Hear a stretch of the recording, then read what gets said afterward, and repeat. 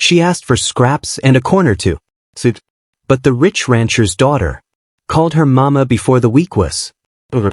Colorado high country, winter of 1869. I can sleep in the barn. I just need to stay warm. Please. The voice was ragged but steady. A woman stood in the snow, cloak torn and soaked through. Her cheeks were raw from windburn, lips nearly blue, dark hair plastered in wet strands against her face. Snow clung to the hem of her dress, stiff as ice. Willie Wren didn't move. One hand stayed on the latch of the cabin door, the other near the rifle propped behind the coat rack. He had opened the door expecting a coyote nosing at the woodpile, or worse, a man looking for trouble. Not this. Not someone half-frozen and barely standing. Her breath fogged in the cold between them. She hugged herself, not out of fear, but with the braced determination of someone prepared to endure the night without help. I don't need charity, she added. Just a corner somewhere dry. He almost shut the door. Willie didn't take in strangers. Not since the winter he'd buried his wife beneath an avalanche's ruin. Not since the world outside had proven itself too cruel to trust, too treacherous to gamble on kindness. Then came the small voice behind him. Papa! Turned. Rose stood there, 4 years old, her white nightgown brushing the floorboards, bare feet pink against the cold wood. Sleep still clung to her eyes as she blinked at the woman on the porch. Mama, Rose whispered. The word hit him like a hammer. She's not your mother, Rose, Willie said softly, though his voice felt rough in his throat. Rose frowned, her little face drawn in stubborn certainty. But she smells like the dream I had. The woman flinched, barely, but enough. Her lips parted as if she meant to speak, then closed again. Willie's gaze dropped to her boots. The leather was split, dark with blood at the edges. Her hands were swollen, cracked from frostbite, yet she stood straight, chin lifted as if defiance alone held her upright. He sighed, jaw tight. There's straw in the far corner of the barn. She gave a short nod, sharp as a soldier receiving orders. No thanks. No plea. Just acceptance. She stepped past him briefly, pausing only to hold her hands toward the fire. Red and trembling, her fingers spread to the warmth as if relearning its feel. Her eyes lingered, just for a moment, on Rose. Then she turned and walked back out into the night. Willie watched her cross the snow-blind yard. Her steps were heavy, but her posture never bent. Within moments, the wind erased her footprints. He shut the door. Rose stood still, staring at the place where the woman had vanished. Go to bed, Willie murmured. She's cold, Rose whispered. She's not your mama. She didn't say she wasn't. Willie crouched and scooped her up. She curled into his chest, small and warm, but her gaze drifted toward the window. She was in my dream, she whispered against his shoulder. Dreams aren't always true. His voice softened, though the words came out hollow. But some are. Upstairs, he tucked her into bed and waited until her breathing fell into the rhythm of sleep. Only then did he return to the fire. 2 more logs onto the flames. The wind clawed at the shutters, the sound of an old wolf circling. He thought about the woman's face, not her beauty, but her stubbornness. Soaked, shaking, near frozen, yet she hadn't begged. She hadn't asked to be rescued, only to endure. His eyes drifted to the frosted window. Through the storm, he could just make out the barn's shadow. She was out there now, somewhere between the hay and the horses. Unknown. Unclaimed. A stranger. But Rose's single word still echoed in his chest, sharper than the wind, Mama. Willie stared at the fire, but his thoughts lingered elsewhere. He had seen men beg for gold, for warmth, for forgiveness, but never a woman ask only for straw and a corner to sleep. She had disappeared into the storm with her head high, carrying a dignity no storm could strip. He looked at the rifle, then at the flames, then back toward the barn. She hadn't left. Not yet. And Rose still dreamed. Snow thickened through the night, blanketing the world in white silence. In the barn, beneath a ragged wool blanket and a mound of straw, the stranger slept curled like a child, her breath shallow but steady. The frost spread across the windows, but inside it remained just warm enough, thanks to the small mercy Willie had allowed himself. He never said it aloud, but when he returned to the hearth, he added extra logs to the fire. Not for himself. Not even for Rose.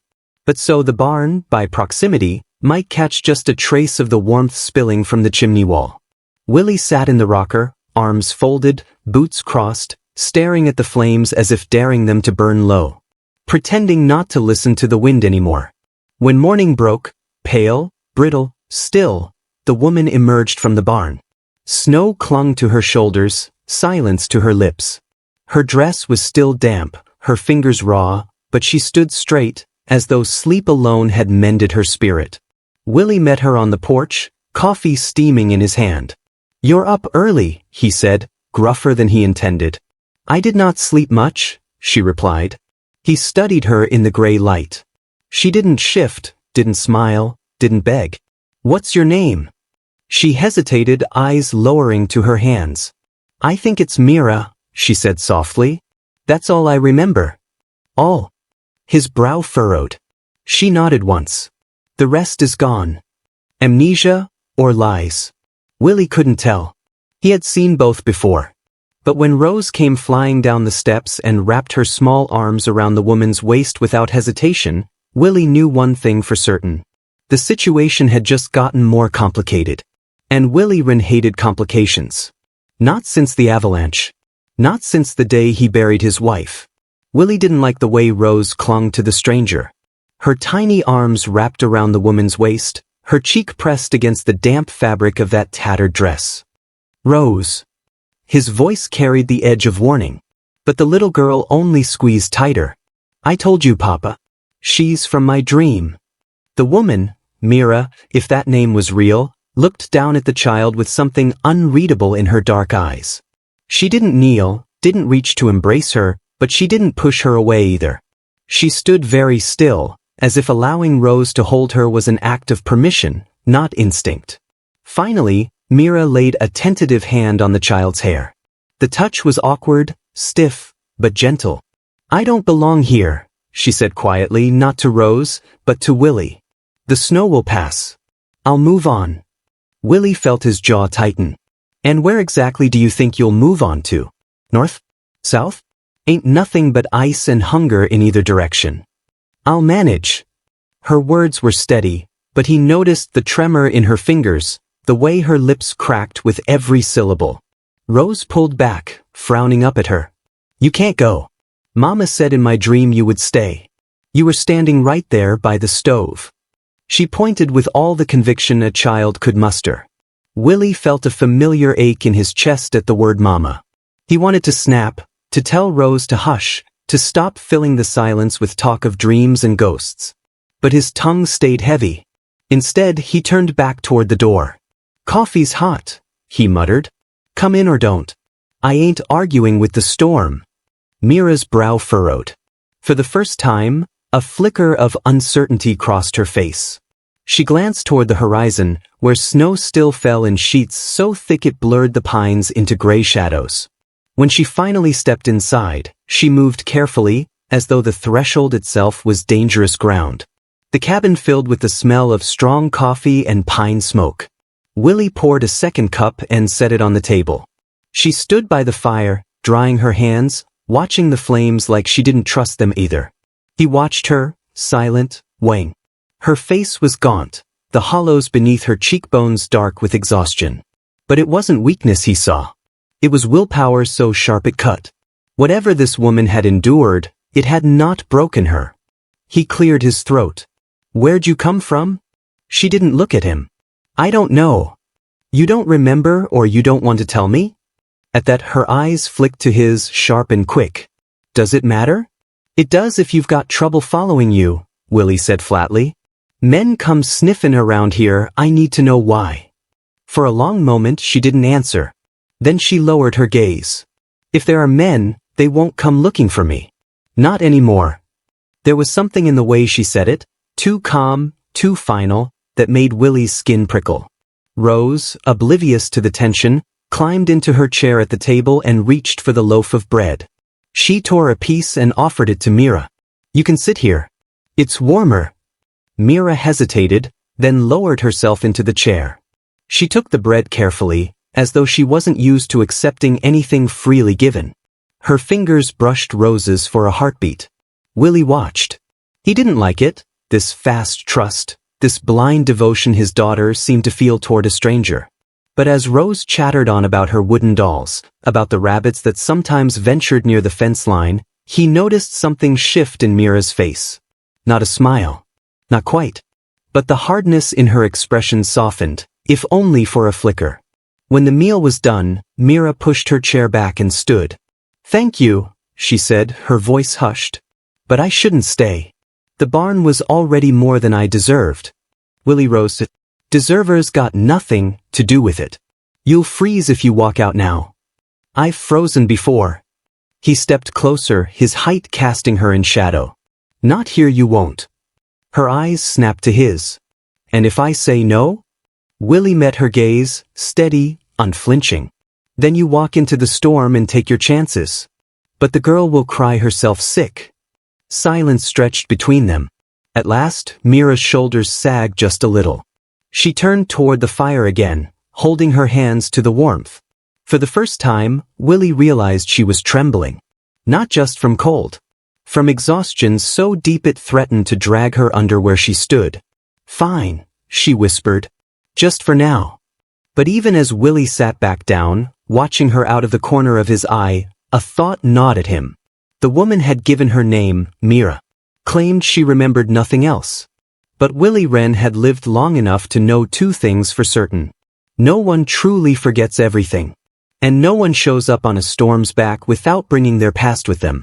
It was early, the kind of gray morning where the frost still clung to the fences and the world felt too still. Willie was just pulling on his coat to fetch water when the sound cut through the quiet, a hard rap at the door. Not the wind.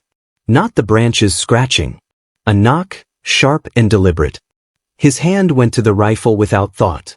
Rose looked up from her wooden toys on the rug, her small face puzzled.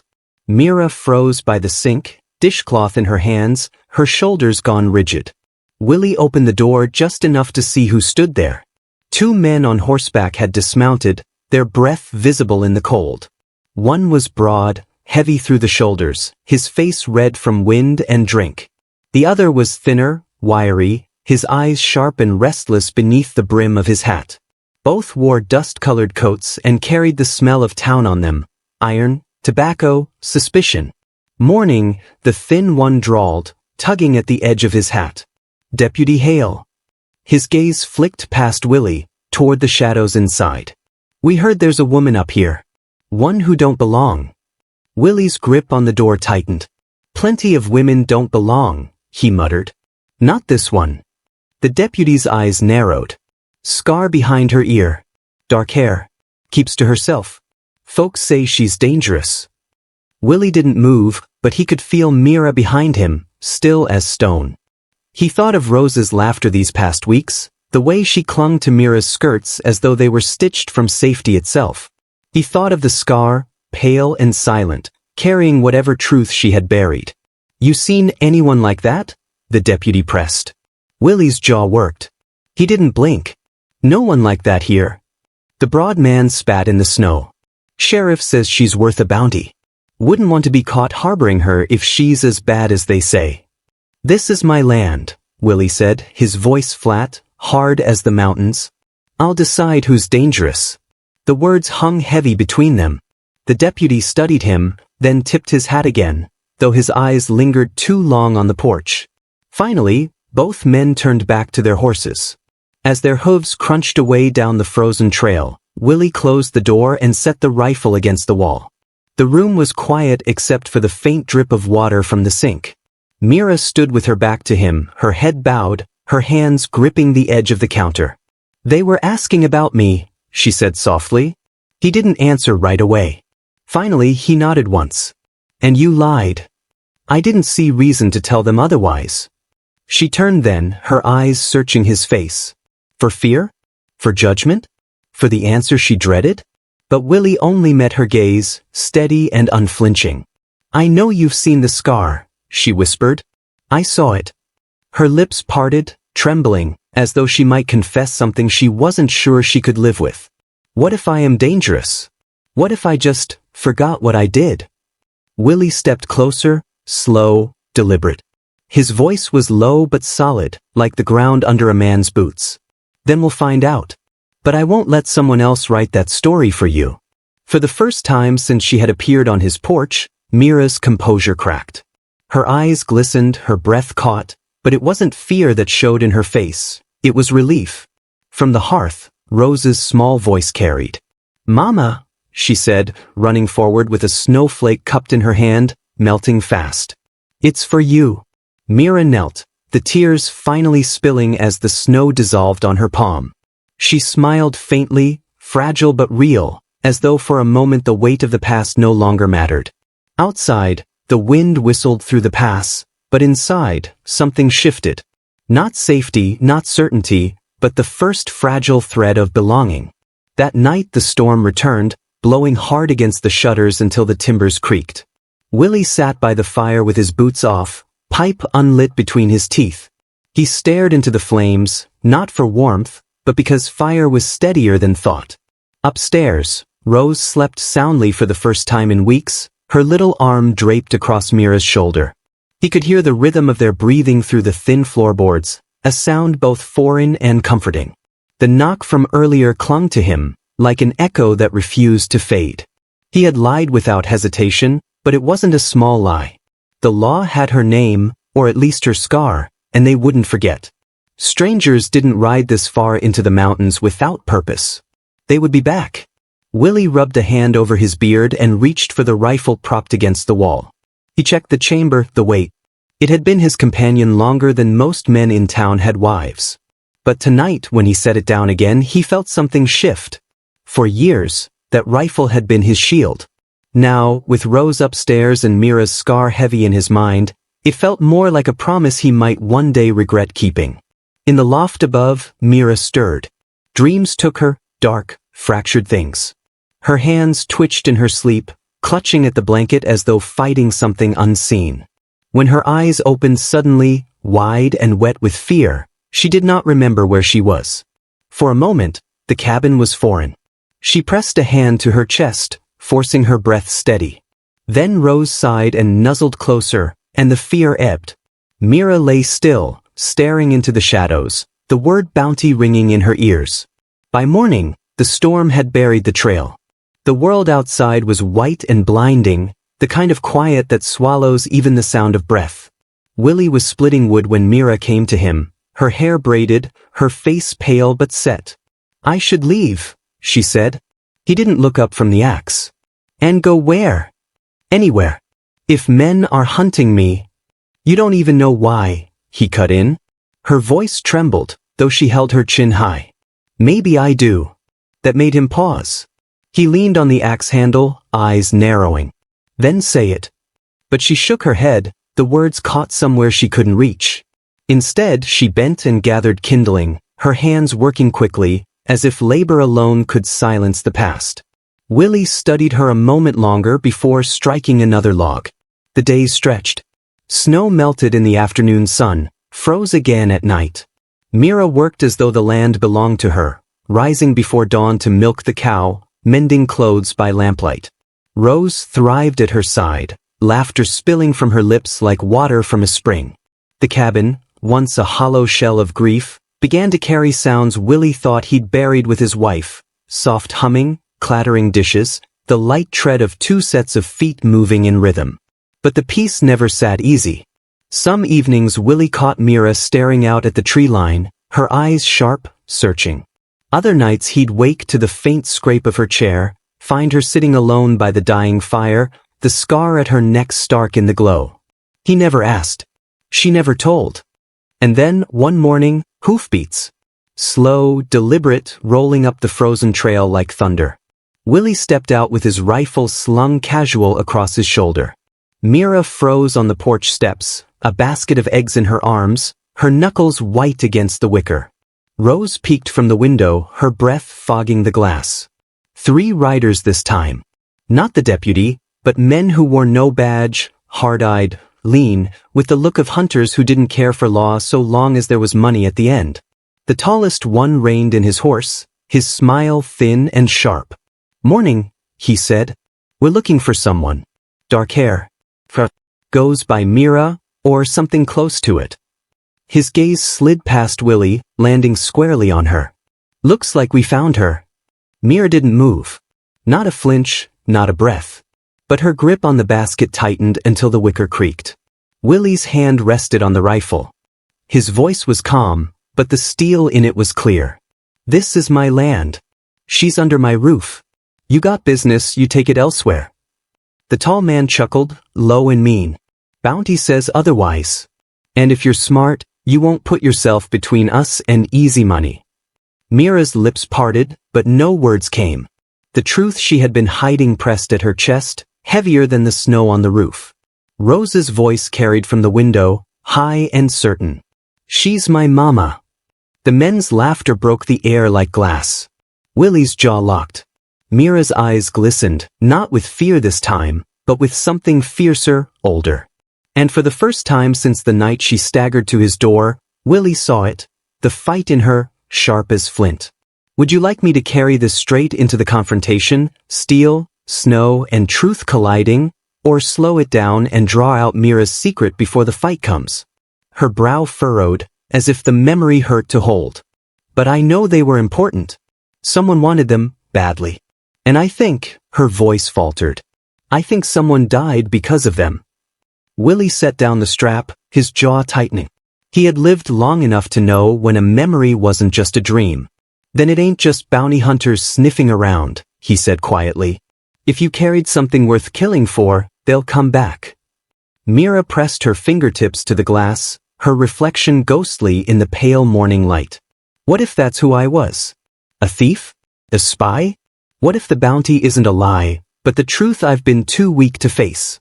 Rose looked up from her puzzle, her small voice steady. "You're my mama now. That's the truth." Mira's breath hitched, her throat closing on the kind of tears she had fought too long to keep back. She turned and crouched, pulling Rose into her arms, burying her face in the girl's dark hair. Willie watched them for a moment, the weight in his chest both heavy and sharp. He stood, crossing the room to rest a hand on the doorframe. "Truth has a way of catching up," he said. "But when it does, we'll meet it together. You're not facing it alone anymore." Mira lifted her gaze to him, eyes shining. "You don't even know what I've done." He met her stare, steady as the mountains around them. "I know what you're doing now. That's enough." The wind shifted outside, carrying the sound of distant hooves, a faint drumbeat rolling down from the pass. Willie stiffened. Mira heard it too. Her hand clutched Rose instinctively. "Riders," Willie muttered, reaching for his rifle. He glanced at Mira, her face pale but set, as though some part of her had been waiting for this moment. "How many?" she asked. "Too many for a visit," he replied grimly. The air in the cabin grew taut, stretched thin by the echo of approaching danger. Mira stood, her scar catching the light as she pushed Rose gently toward Willie. "If they've come for me, you'll need to choose. Protecting me could cost you everything."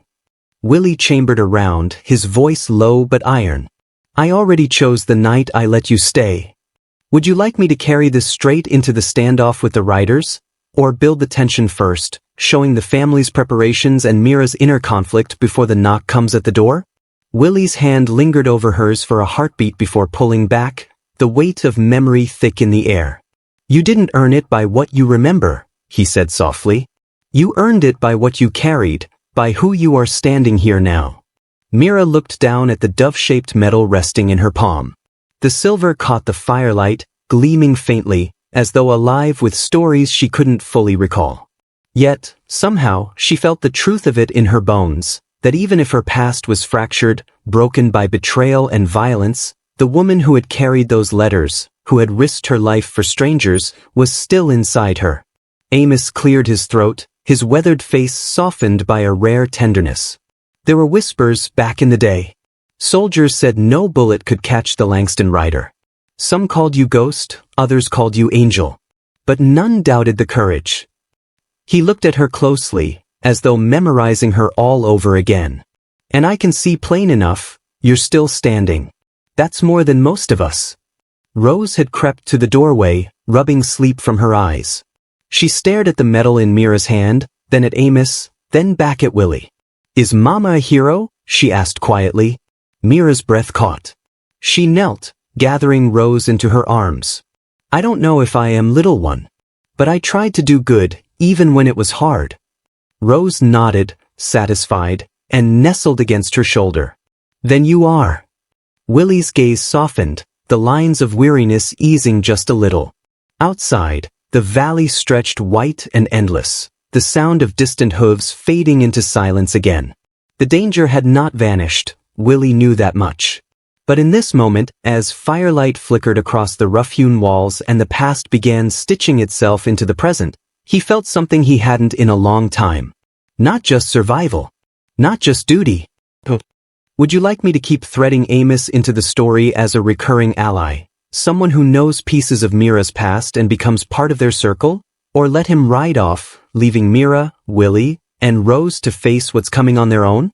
Amos lingered longer than Willie expected. He ate supper with them that night, his rough hands careful as he lifted a spoon, his eyes often straying to Mira as if he couldn't quite believe she was flesh and not memory. After the dishes were cleared, he sat near the fire, pipe smoke curling up toward the low beams. "You don't recall much, I know," Amos said, voice carrying the gravel of long years. "But there are men who will never forget you, Mira Langston. Some still owe their lives. Others," he paused, choosing his words, "others still want your silence." Willie's jaw tightened. "Bounty hunters." Amos nodded once. "Not just them. There were factions in the war. Shadows within shadows. Men who thrived on chaos, who profited from secrets. If word has spread that you're alive, they'll come. And they won't be asking kindly." Mira's hand found Rose's, squeezing it tight. The girl leaned against her without fear. "Then what should I do?" Mira asked, her voice steadier than she felt.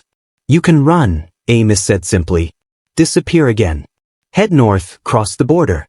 Or you can stay. Stand your ground, claim your life back." His eyes flicked to Willie. "But if you stay, you'll need allies. More than one man and his rifle." Willie bristled, but before he could answer, Mira spoke. "I've been running my whole life. Even when I didn't remember it, I felt it. Always running from something I couldn't name." Her gaze burned steady, lit by the flames. "I will not run again." A silence settled, heavy but resolute. Amos leaned back, studying her. "Then you'll need to be ready. There's a man I know in Silver Creek, an old scout, sharp as a coyote. He still owes me a favor. And there's a woman in Deadwood, called herself Clara Finch. Smuggler, healer, sharper shot than most men. She rode with you once, though you may not recall it." Mira's breath hitched. "Clara." The name stirred something, an echo, a flicker of laughter around a campfire, a hand gripping hers before a midnight ride. "I think I know her." Willie shifted, uneasy. "You're suggesting we call in strangers?" Amos fixed him with a hard look. "Not strangers. Family of a different kind. The kind forged in fire." Rose yawned, head lolling against Mira's shoulder. The conversation paused as Mira carried her to the bed, tucking her in with a gentleness that made Willie's chest ache. When she returned, Amos had risen, pulling on his coat. "I'll ride at dawn," he said. "Send word to those who might stand with you. If the storm is coming, and it is, you'll want more than courage." He stepped closer to Mira, lowering his voice. "They'll call you ghost, angel, outlaw. But I know what you are. You're a survivor. And survivors don't break. They rise." He tipped his hat to Willie, then let himself out into the cold night. The door shut softly, leaving the cabin wrapped in the hush of the valley. Willie stood at the window, staring out at the faint outline of Amos's horse moving through the snow. His grip tightened on the rifle slung by the door. "They'll come," Willie said, almost to himself. Mira stepped beside him, her scar catching the faint glow of the fire. "Then let them," she whispered. "This time I'll be ready." The wind rushed the yard as though it too bore witness, carrying their words into the mountains. Willie rose slowly, his hand still holding hers, both of them trembling but unbroken. For the first time since she had stumbled into his life, Mira did not feel like a guest or a burden. She felt claimed, not as property, but as belonging. The cabin door creaked again, and Rose came running, barefoot still, heedless of the cold. She stopped when she saw the ring, her small hands flying to her mouth. "Mama," she whispered, eyes wide with wonder. Mira crouched down, tears slipping freely now. She held out her hands so Rose could see. "If you'll still have me," she said softly. Rose flung herself into her arms, laughter and tears spilling together. "I prayed and prayed," she cried. "God heard me." Willie bent and wrapped them both in his arms, his rough voice breaking as he said, "Looks like he did." For a long moment, the three of them stayed there. No past, no bounty, no shadows, just the sound of the wind and the steady thump of hearts beating together. Later, when the fire crackled low and Rose had finally fallen asleep curled against Mira's side, Willie leaned on the hearth and watched the glow play across her face. The silver ring glimmered in the light, a fragile promise forged strong by fire and choice. "You know," he said quietly, "storms don't stop coming just because we've found each other." Mira met his gaze steadily. "Then we'll face them together." He nodded once, the set of his shoulders easing as though a weight he had carried for years had finally shifted.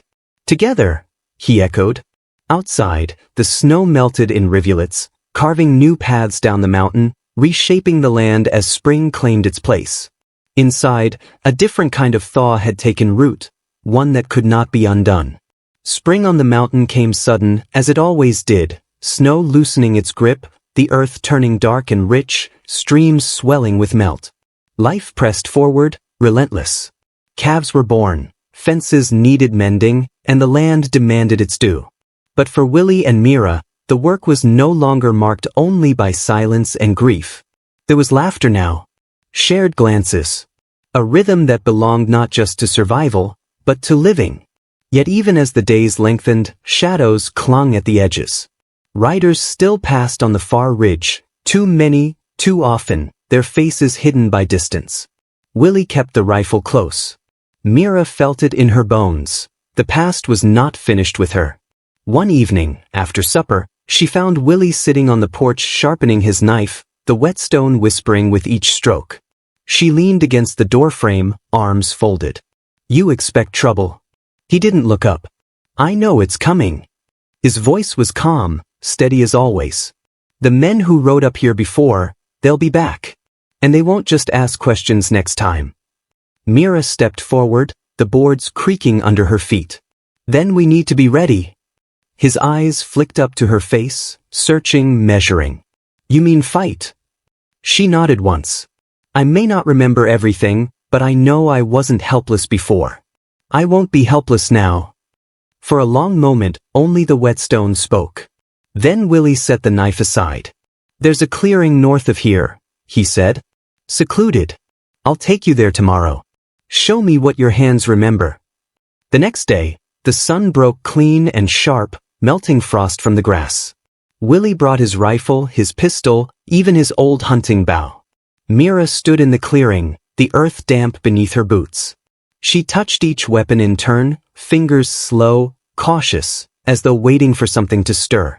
When her hand closed around the pistol, muscle memory snapped awake. She spun it, checked the chamber, sighted down the barrel, all without thought. The sound of the shot cracked the silence, the bullet splitting the knot of a pine 20 yards away. Willie's brows lifted, but he said nothing. He handed her the rifle.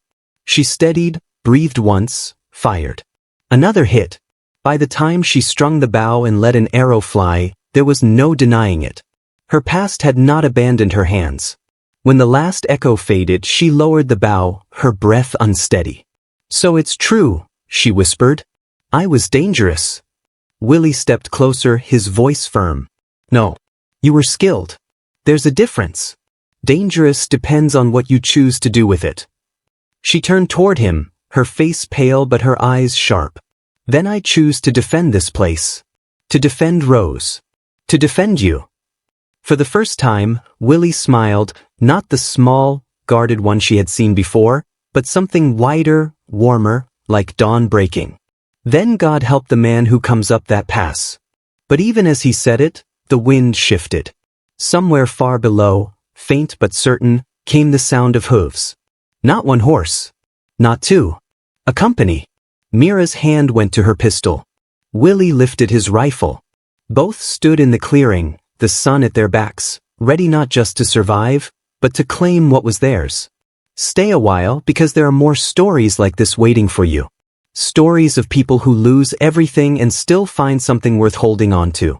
Stories of love that isn't loud but steady, the kind that survives storms and silence. Out here on the frontier, where winters bite hard and summers blaze, hearts still manage to bloom. So if this tale of Mira and Willie and Rose stirred something in you, don't let it end here. There are more fires to sit beside, more voices to listen to, more journeys that begin with nothing but hope. Subscribe to our Wild West Love Stories channel, and join us as we ride into the next chapter together. Because sometimes, the greatest adventures aren't about finding new lands, but about finding new homes, new families, and new chances to begin again. And those stories, we promise, are just getting started. Subscribe to Legends of Love Stories for more tales of second chances, found families, and the kind of love that doesn't just survive, it builds a home.